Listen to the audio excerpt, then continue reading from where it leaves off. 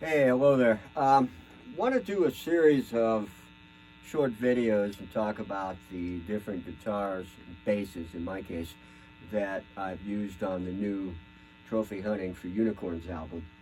And this particular bass is a custom made for my exact specifications, made by a guy named Kevin Butts.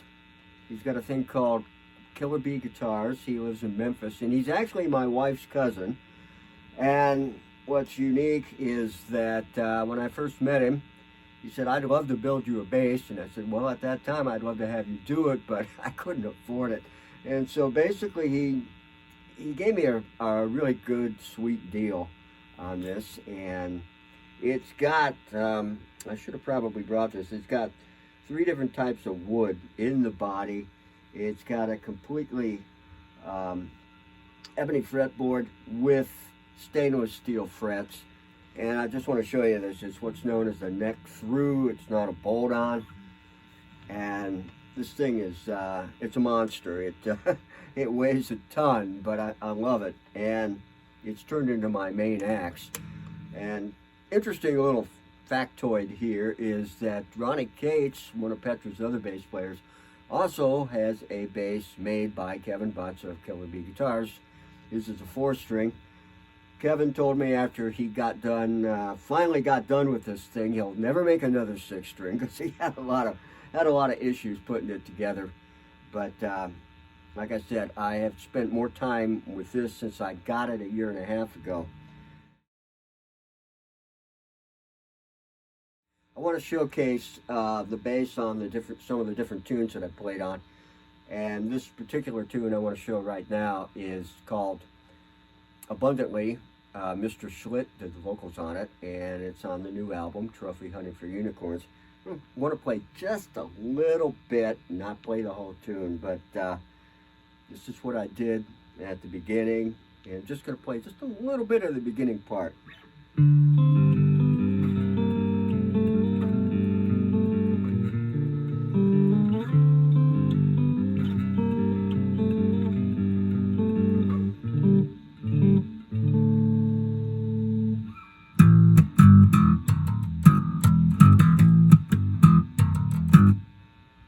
Okay.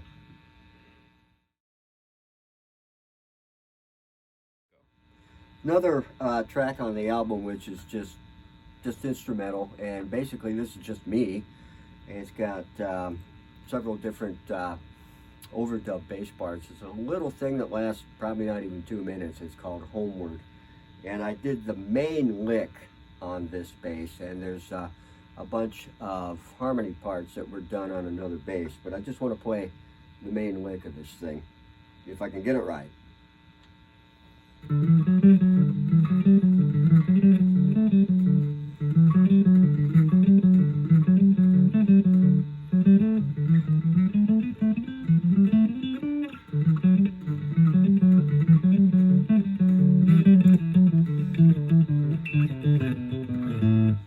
Okay, that's just the beginning of the song.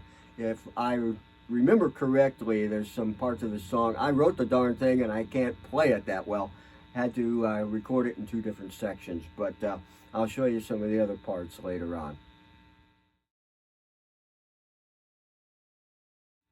Also used this bass as the main part of another song called When the Grid Goes Down, once again vocals by John Schlitt.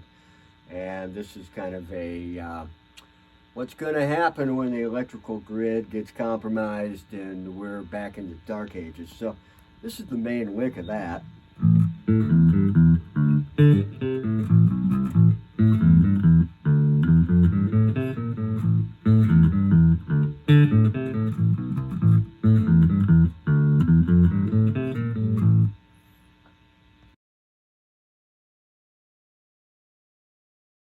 This is the main progression part of the song.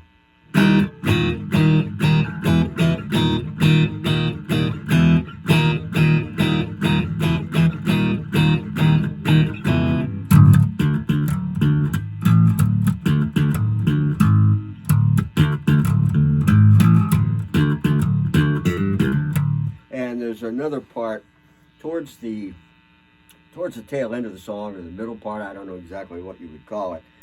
But I did this series of finger picking things, which I think a lot of people who play bass think you probably can't do this. Nobody ever told me I couldn't do this, so I tried this.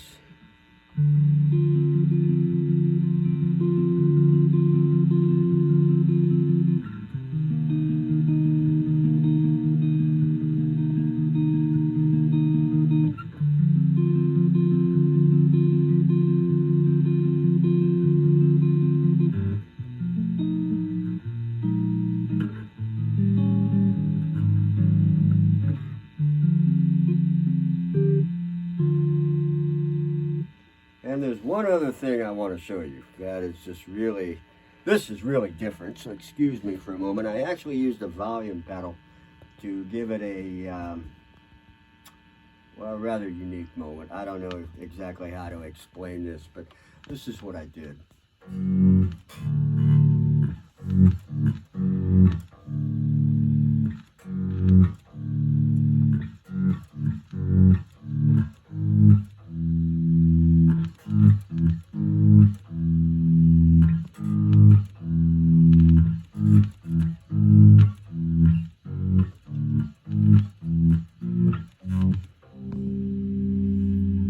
So, there you have it.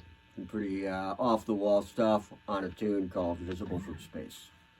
Okay, I had mentioned the song Visible from Space earlier, and that thing is completely different, completely off the rails as far as being an instrumental. There's one section on there that is kind of, I was inspired by King Crimson. I've been a King Crimson fan since I first heard him in 1969. Yes, I'm that old. And I've started regarding Robert Fripp as one of my favorite guitarists because a lot of people would not regard him in their list of favorite guitarists, but I like him for the simple fact that his perspective on the instrument is so unique and so out there and so creative. He does things that you would not expect to hear. And he's got this really unique sustained sound, and I have no idea how he gets it. Well, I have this little Fender reproduction, a little battery-powered reproduction of a Fender amp, and I bought it just simply because I start collecting little tiny amps. And it's kind of a nice thing. If my wife's trying to sleep, I can haul this thing out without making a lot of noise. But it distorts, like you can just breathe on it and the thing distorts. So one night I just maxed out all the knobs to see what would actually happen. And I came up with something that sounded like Robert Fripp, and I figured there's got to be a way I can use this. And so once again I used the blonde Ibanez bass because the action's a little better. And came up with something that sounds like this. I don't know if this is the exact part I played since I haven't played it since I recorded it, but here's what it sounds like.